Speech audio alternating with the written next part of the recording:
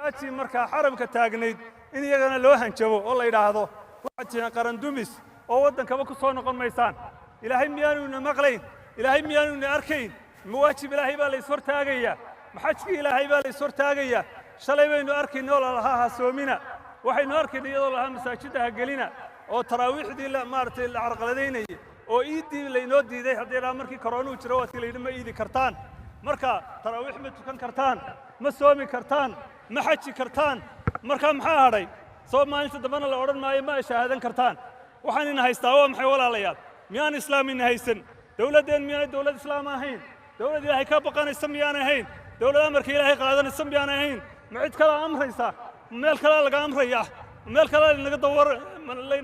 laynaga darawalinaya halkee baasel inaga haysta halkee walaalayaal waa ogtihiin fusuqa in la fasaxay oo khayriye loo sameeyay oo lagu tumanayo habeen iyo maalin hudheeladeena in laga tumanayo oo la wada fasaxay oo wasiir ka hadlaya aan jirin oo madaxweyne ka hadlaya aan jirin oo cid kale ka hadlaysa aan jirin waa waxa ciqaabtayna haysataa waa fusuqa dhacaya fusuqina waa la fasaxay diintiina waa la is hortaagay muxuu noqonayaa marka arrinku muxuu walaalayaal noqonayaa soo ciqaab maaha waxaynu sugnaa soo ciqaab maaha walaalayaal soo caraal maaha ilaahay ha loo toobad keeno war dawladdu waxay dawladu tahay inay dadka diinta u ilaaliso ugu horeyn inay diinta u ilaaliso walaalayaal haddii diintii baabiiso maxay dawlad ku tahay hadday diintii baabiiso maxay dawlad ku tahay haddii xajkii diiday oo soonkii ay carqaladaysay oo masaajidda ay carqaladaysay oo meel walba haddii la yiraahdo la carqaladay maxaa haddii diintii loo soo jeesto la baabiyey oo aan la ogolayn dacwad socotaan la ogolayn maxay noqonaysaa arrinku muxuu noqonayaa walaalayaal oo fusuqii oo dhanna la fasaxay walaalayaal oo ay ku leeyihiin maxkamaduhu marka la soo qabto dadka markaa xumaha samaynaya xeerba uma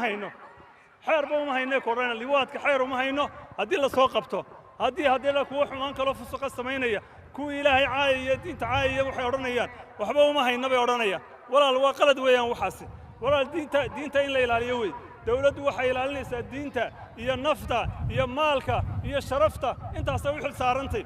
inta hadday ilaalin weydo dawladba noqon mayso waxba ma tarayso waxaynu maqlaynay iyadoo la leeyahay xujaaji waa qaran dumis walaalayaal haddii xaaji ilaahay xajkiisii soo gutay oo markaa wafdi ilaahay ah oo ilaahay subxaanahu wa tacaala wafdigiisii ah haddii la yidhaahdo waa qaran ku duminaya qaran muxuu ku dhisnaanayaa markaa qaranku